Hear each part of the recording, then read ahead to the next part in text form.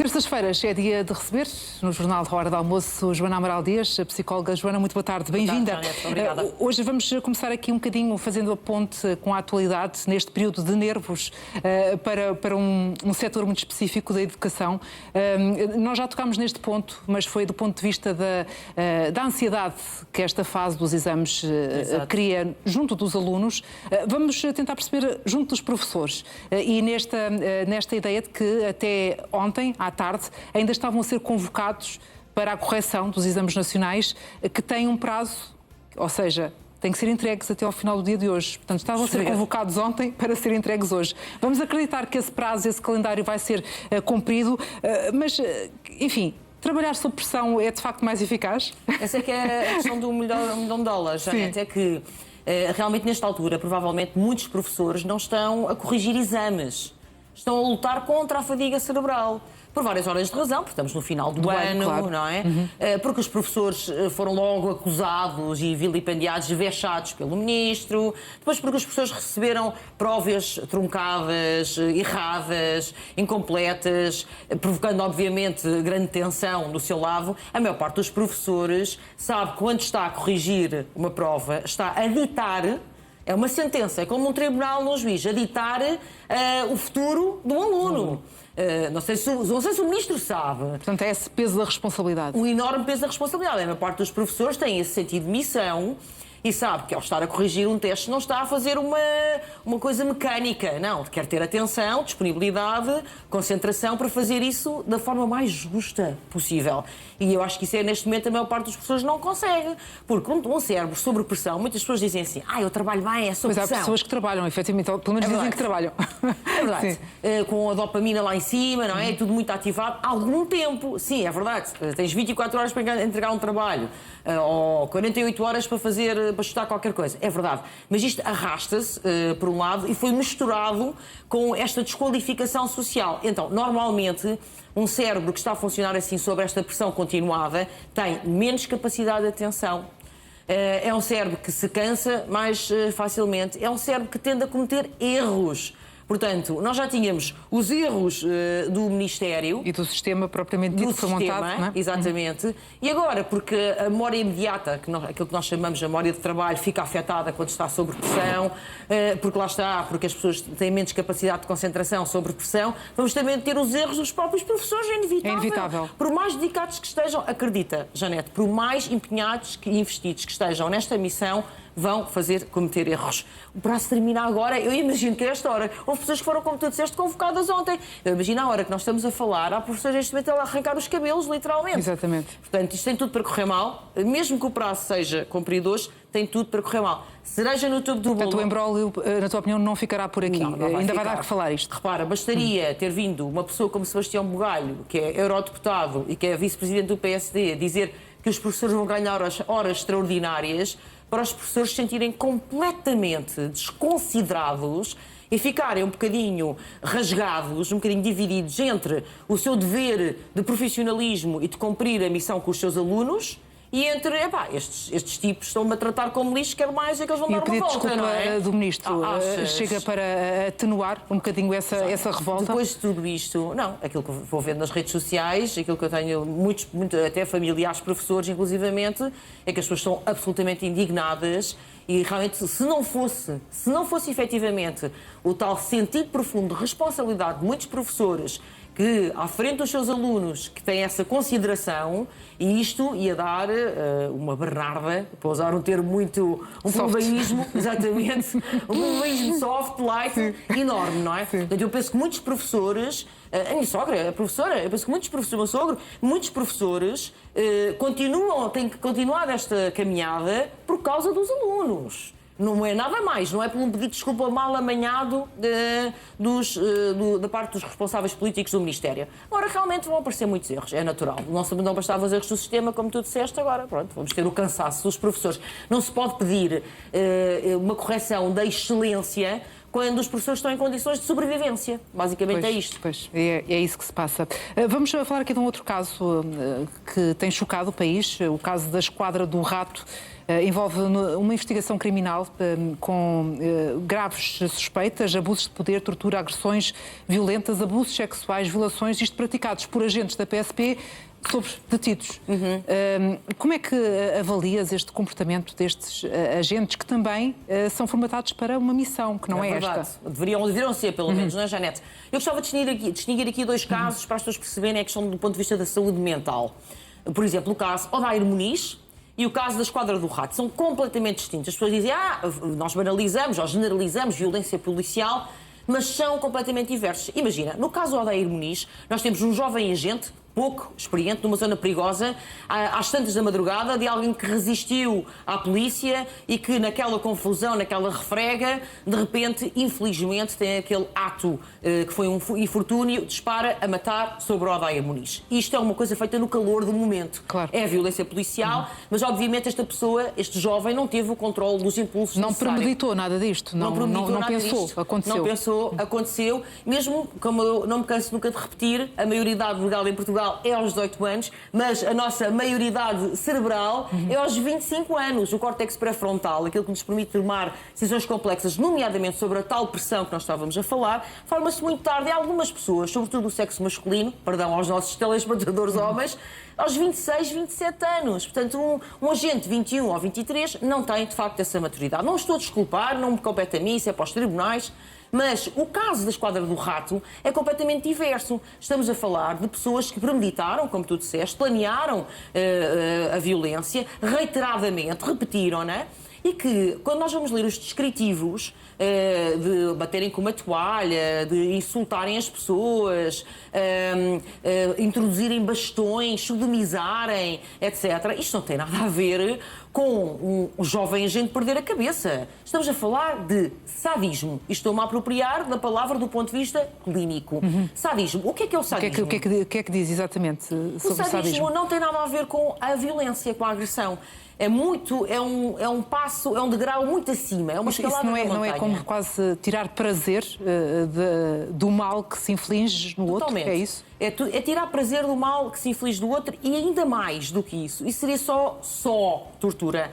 É mais do que isso, é apropriar-se da experiência do outro. O sadismo tem a ver com poder e controle, não tem a ver com a agressividade. Claro, a agressividade muitas vezes é a sua ferramenta, é o seu instrumento, mas é uma espécie da sua prótese, mas não é o objetivo final. O objetivo final é apropriar-se da outra pessoa. Há uma desumanização total da vítima. A vítima passa a ser um objeto completamente e é como se o sádico, de facto, quisesse ser dono e senhor do outro ser humano. E ao infligir dor, vexame, maus tratos, está a apoderar-se da experiência do outro, não é? É como se fosse uma coisa, montasse um laboratório. Eu agora faço um para-ação-reação. Eu faço isto e tu vais sentir aquilo. Muitas vezes as pessoas dizem que o ódio é o contrário do amor. Não é. O contrário do amor é o sadismo. Tantas pessoas que às vezes sentem ódio, queixam-se misturada com amor, acabaram uma relação, amam e odeiam. Enfim, não, o contrário do amor é o sadismo. E a confirmar-se aquilo que se passou na Esquadra do Rato, nós estamos, de facto, perante pessoas, provavelmente, com uma perturbação dessa índole, que são muitíssimo difíceis de tratar, muito complicadas de tratar, e eu tenho que voltar a pôr a tónica, já o fiz, e reitero, temos que ter um crivo, um filtro ao fim e ao cabo, recrutamento e seleção destes agentes, como outras profissões também, mas para agentes policiais, muito fino. Ou seja, as pessoas podem ir para a polícia pelas melhores razões do mundo, para servir, para proteger, não é assim? Mas também podem ir pelas piores razões, para terem poder. A psicologia clínica distingue muito entre o poder para e o poder sobre. O poder para ajudar, para transformar, para mudar, e o poder sobre, para dominar, para espezinhar. Então, uma boa avaliação psicológica consegue separar o trigo do joio e fazer essa destrinça. Os que são o poder sobre têm que ficar à porta da esquadra, não podem ser polícias. Os que querem o poder para nos elevarmos, para sermos uma sociedade mais segura, mais justa, com certeza que têm via verde. Este caso tem aqui outra vertente que poderás ajudar-nos a perceber, é que esses atos de sadismo eram praticados não por um, mas por vários, com outros tantos a assistirem, enfim, e a calarem-se perante tudo aquilo a que iam assistindo. Que comportamento é este? Também destes que assistiam e calavam? Esse comportamento, ainda bem que me fazes essa pergunta, eu até tinha aqui a minha nota para falar disso, mas estava-me a esquecer, porque realmente é mesmo importante. Porque aquilo que nós estamos a falar é de pressão do grupo e da conformação para o grupo. Há uma experiência seminal, muito antiga na psicologia, que nós mostramos 2 segmentos de reta, não é? A um grupo de pessoas, um segmento de reta grande e um pequenino, e qualquer pessoa consegue ver que é o pequenino que é mais pequeno que o grande, não é? Qualquer pessoa, mesmo um bocadinho miúpe, consegue ver. E no grupo que vai ser questionado, nós pomos muitas pessoas que estão combinadas connosco, estão feitas com o experimentador. E, portanto, a maior parte das pessoas no grupo vai dizer que não, que o pequenino é que é o grande. Não sei se estás a ver. O óbvio, dizer que o óbvio não é o óbvio. E tu acreditas que mais de 80% das pessoas que não estão feitas com o experimentador, que estão essas sim a ser realmente testadas, verdadeiramente testadas, acabam por se conformar com os outros? E que efeito é esse? É o efeito da pressão do grupo, é o efeito da manada, o efeito do rebanho. Há uma margem muito pequena de pessoas que mesmo... Que não se deixam influenciar, no fundo é aquela coisa... Que acredita em si próprio. Sim. E que diz que contra toda a voz coletiva, mesmo que venha a voz da autoridade... Consegue manter a sua palavra, a sua ideia, a sua visão. E às vezes, não é o caso destas experiências, mas às vezes até perante consequências drásticas e dramáticas, porque às vezes ir contra o grupo, contra a massa, pode ter efetivamente depois efeitos perniciosos na vida da pessoa. A pessoa pode ser castigada ou lesada de alguma forma por isso, não é? Mas, portanto, é uma margem. Agora, se é assim, se num segmento de reta nós conseguimos convencer as pessoas que o grande é o pequeno e o pequeno é o grande, num movimento sádico, a pressão do grupo, para ficarem calados ou até participar, com certeza que aumenta dos 80 e tal %. Portanto, não, infelizmente, não me espanta, a ciência psicológica faz de nós, deste lado que trabalhamos com isto, um pouco, não digo pessimistas, mas muito cautelosos em relação à natureza humana. Portanto, não me espanta, mas obviamente lamento profundamente. Claro. Vamos então mudar agora de tema. Vais-nos falar sobre a desconfiança dos portugueses. Incrível. O nosso povo é mais desconfiado que os outros? Já há esse comparativo? Há esse comparativo. E realmente eu trouxe este tema hoje porque eu penso que nas últimas semanas a vida política tem estado muito turbulenta, a confiança nas instituições. Então eu trouxe este tema porque muitas pessoas me abordam na rua e dizem eu não confio, já não acredito em ninguém, etc. O já não acredito em ninguém é uma frase que eu ouço quase todos os dias. E nós vamos comparar, há vários instrumentos de medida, o World Value Service, o European Value Survey também. Vamos comparar, por exemplo, com os nórdicos e perguntamos aos nórdicos, aos povos, aos noruegueses, aos dinamarqueses, aos suecos, e aos portugueses a diferença é abissal. Para a esmagadora maioria dos portugueses há suspeita, para a esmagadora maioria dos nórdicos há confiança. A maior parte Mas isso é perante que as instituições, por exemplo? Não é só das instituições. Não? É mesmo as relações pessoais? Isto alastra-se depois a tudo, não é? Isto depois diminui a participação cívica, diminui a cooperação, diminui o capital social, aumenta a vigilância, aumenta a percepção de ameaça, mas nem começa pelas instituições, e começa pelas relações interpessoais.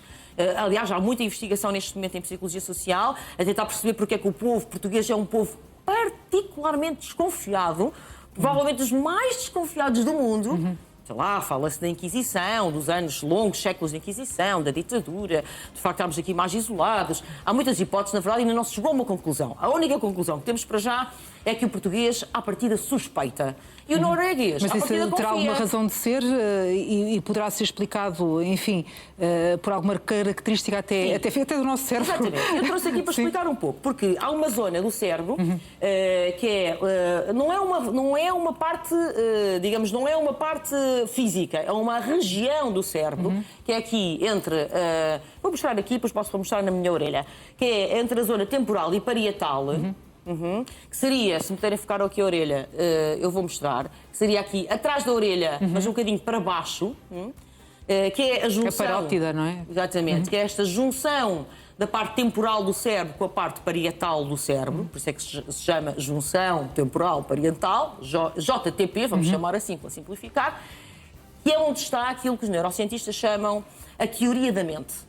aquilo que nos permite avaliar, ou achar que avaliamos, o que é que o outro está a pensar. Sermos detetives sociais. Eu acho que a Janete está a gostar da minha conversa, penso eu. Eu acho que o espectador, não estou a ver o espectador. Eu acho que o espectador, se calhar, queria falar, não sei o quê. Portanto, avaliar. A pessoa está a gostar, não está a gostar, está desconfiada, está tranquila, está agitada, está com pressa, está com calma. Isto é, o que nós supomos nesta região do cérebro, não é? Aqui atrás da orelha, aqui para baixo, o que é que o outro está a imaginar, a desejar.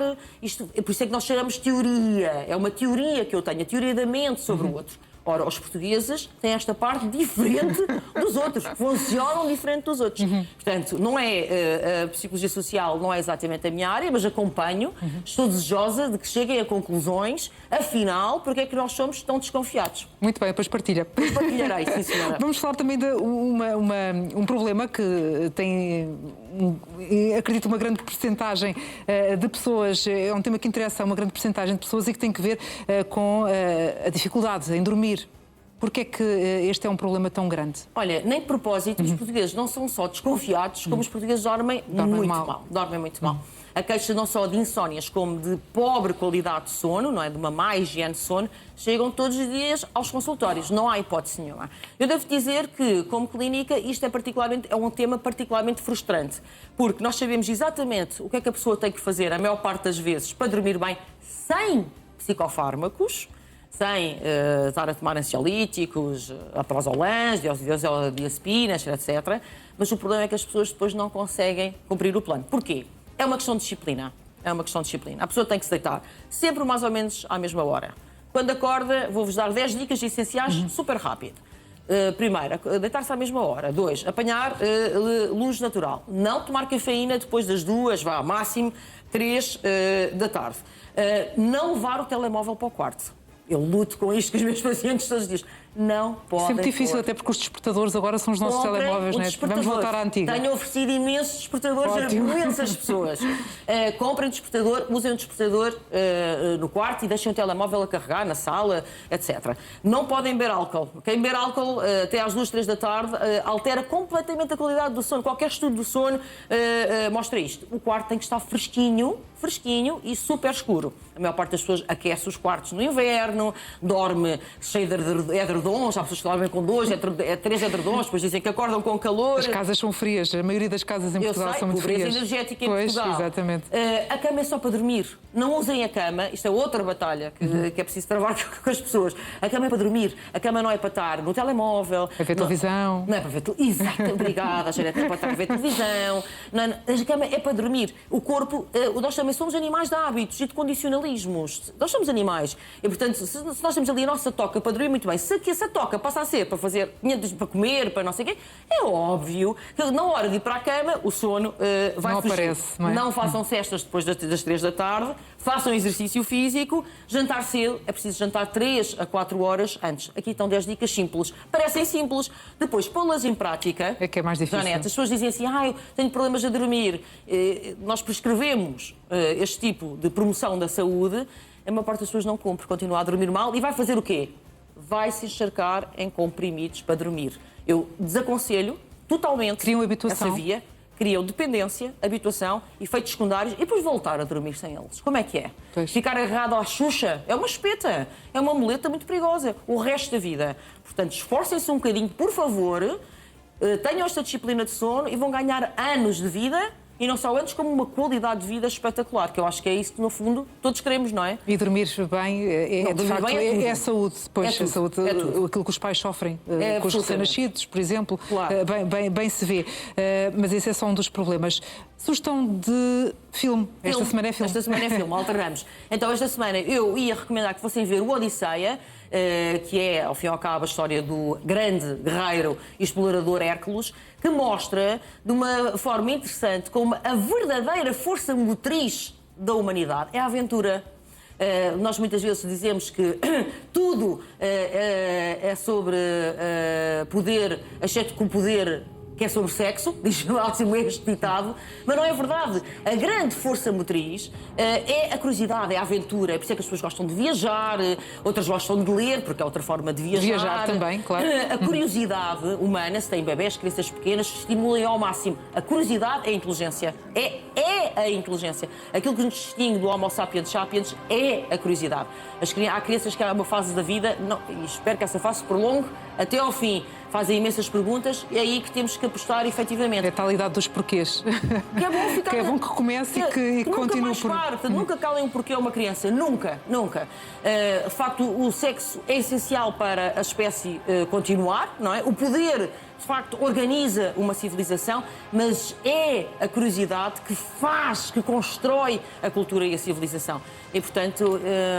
Para quem não leu e não conhece, o Ulisses tem aqui uma oportunidade no Odisseia para perceber o que é isto, não é? Mesmo perante as agruras, as dificuldades, que às vezes a curiosidade mete-nos geiçarinhos, não é? Como é que diz o ditado, não é?